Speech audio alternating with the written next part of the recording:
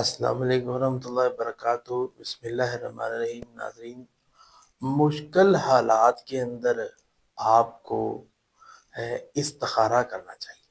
آپ کسی جگہ پہ پھنس گئے ہیں، دو راستے ہیں آگے، کو سمجھ نہیں آ رہی، آپ اس کا سارا لب لباب جادو پر ہی نہ ڈال دیں کہ جادو کی وجہ سے، بندش کی وجہ سے ہمیں رشتے کی سمجھ نہیں آ رہی، کاروبار کی سمجھ نہیں آ رہی۔ نہیں، آپ کو چاہیے استخارہ کریں، استخارے کی دعا میں غور کریں، انشاءاللہ آپ کو بڑی بات سمجھے۔ اللہم انی استخیرک بعلمک واستقدرک بقدرتک، اللہ میں تیرے سے مشورہ کر رہا ہوں اور تو طاقت رکھتا ہے، واستقدرک بقدرتک واسألک من فضلک العظیم، میں تیرے بڑے فضل کا سوال کرتا ہوں اور تو جانتا ہے میں نہیں جانتا۔ اللہم ان کنت تعلم ان ھذا الامر خیر لی فی دینی ومعاشی وعاقبۃ امری، اللہ یہ کام میرے لیے اگر بہتر ہے تو فقدر میری نصیب میں کر دے، اگر نہیں بہتر مجھے اس سے بچائے، اس سے مجھے دور کر دے اور میرے لیے بہتر رستہ کھول دے۔